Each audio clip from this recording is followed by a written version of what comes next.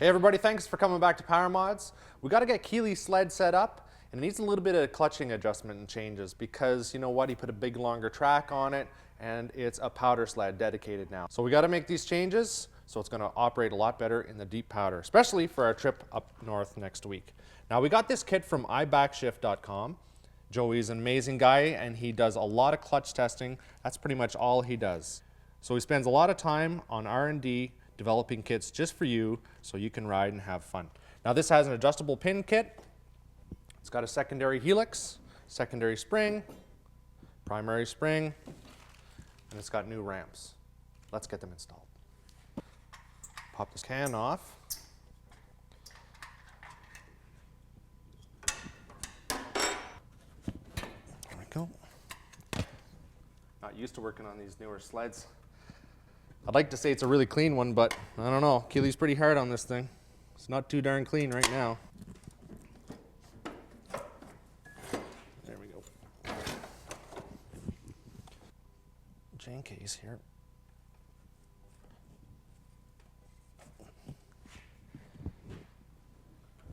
Lock the brake up.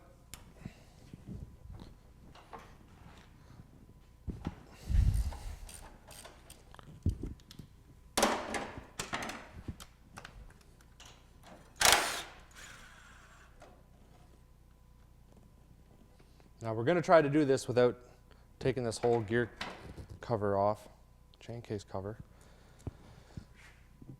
So Keely made a little special tool. So we need to slide the secondary shaft out to do all the work on it. But we don't want to take this chain case cover off right yet. So we want to see if we can actually do it. We're going to slide a little tool that Keely made in to try to hold that gear in place while we can pull everything else out. Just saves a bit of a mess and a bit of cleanup. We've got to take the belt off.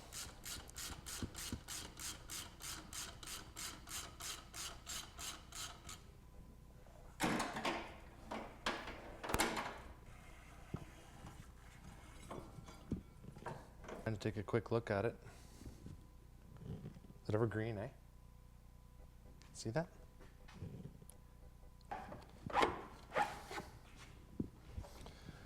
Bear box. Right, there are two little bolts in here you have to remove. It's actually a bearing retainer. You got to get these off.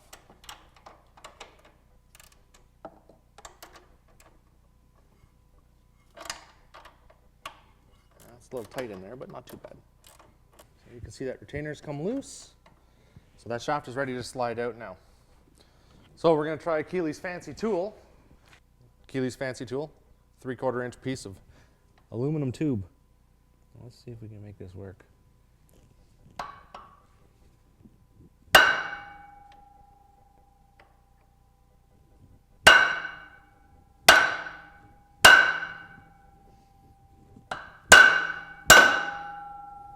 Ho, ho, ho. So there we go. The secondary's out. Now we're going to install the secondary spring and helix.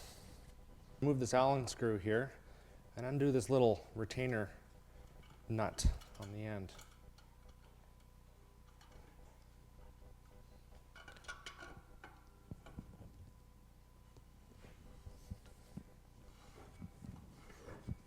This is reverse thread.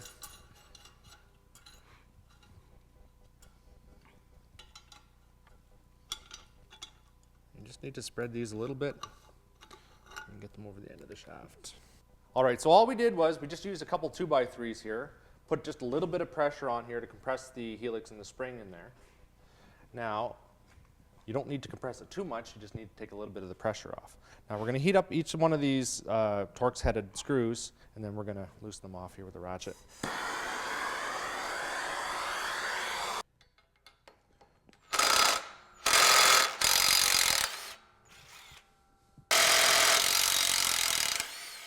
Now the only reason we heated that up is just to break the Loctite. Now most of the time there are alignment marks on clutches, but sometimes there aren't. So you don't want to take this apart and then look at it, try to put it back together, not really sure where everything goes. It'll be out of balance. You don't want that to happen. So just take your marker, mark everything so you know where it goes back together.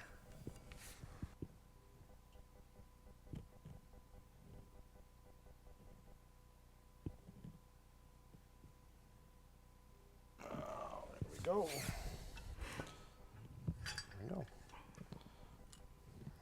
Take this to the bench. So we've removed the old helix, the old spring. We need to reuse this washer at the end. So we install that in here. You got to take note that this washer is rounded. That goes inside your helix. Now, this new helix comes with an alignment arrow on it. Just line it up with the secondary sheave here. Line these two up. We're just going to start to compress this. Make sure that it goes inside there. Don't want to damage that bushing. Just want to make sure that there's movement in there and nothing's really binding up. That way you're not going to put the shaft in and wreck the bushing on the helix.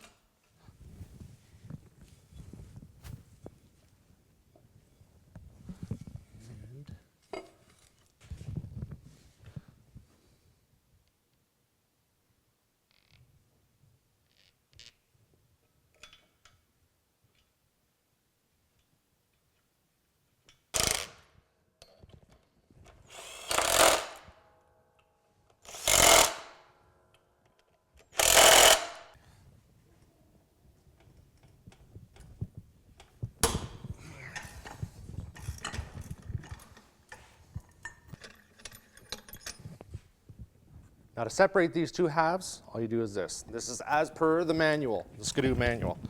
Just grab both sides of the bottom and give her a whack on the floor. Basically pop out our pins in the inside here.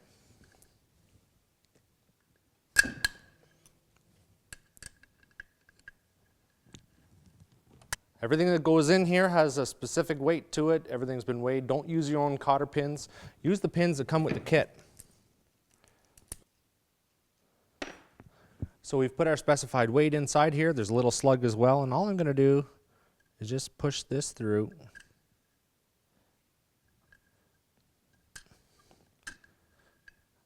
That keeps the washers and the roller from falling out. That way I don't have to go looking for it. I notice that the cotter pin comes out the back, so I'm just going to follow that. Same way.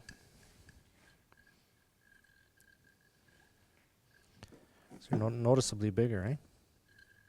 Cotter pins. And noticeably bigger weights. All right, so we'll tighten this up.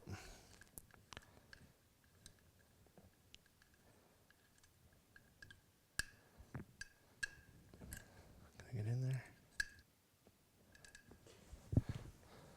Now that weight just pushes in against that cotter pin, holds everything in there nice and snug. Now there are pretty specific instructions that come with this. Joey's very detailed with the instructions of how to do this and put it together and actually take it out, set it up. You have to do it the way he says in order for this to work correctly. So now we'll just do the rest of these. All right, so I've got all the pins in, the new weights. Now we'll bring it over to the bench, swap out this primary spring. Nice purple color. Isn't that an Arctic cat color? Okay. The compression tool that we got from Team Aftermarket. Pretty much have to have one of these for this kind of work.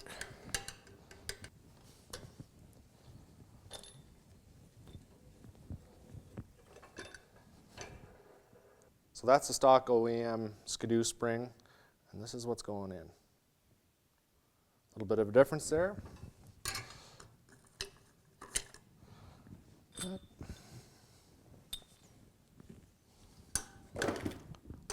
I only put it down a little bit just to start. Then I get them threaded. Remember to use your alignment marks when you put this back together. Very important.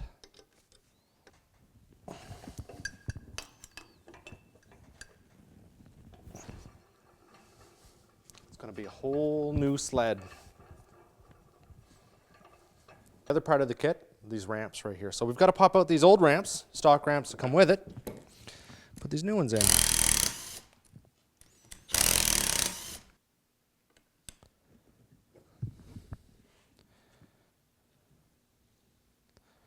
forget to use your Loctite.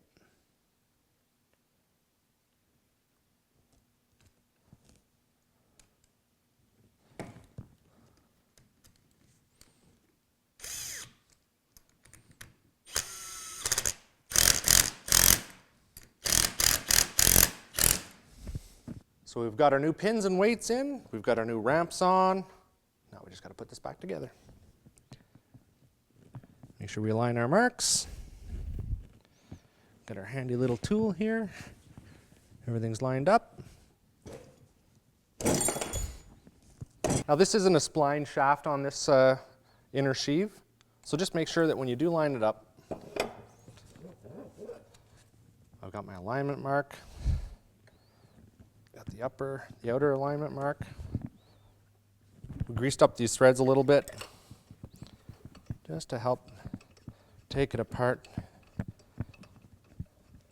later on down the road. Before you put your belt back on, make sure you clean the inner side of your sheaves, because there's some grease on my hands and you don't want to get that on your belts or on your belt. Now the manual says to torque this up to about 89 to 92 foot-pounds. Our torque wrench isn't that great.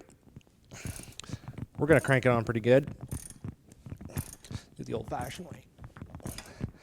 Because you know what? He's going to have to take this off anyway, just to do the tuning, if he has to change the weights.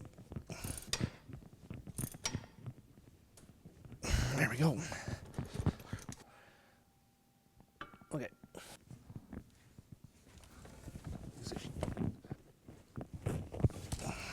And that pretty much does it.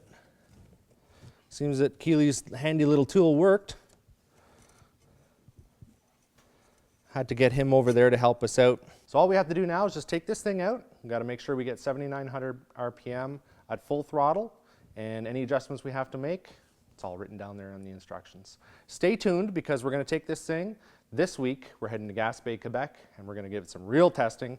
That's why we got this clutch kit from ibackshift.com. Thanks very much, Joey, for all your help, and thank you guys for watching PowerModz.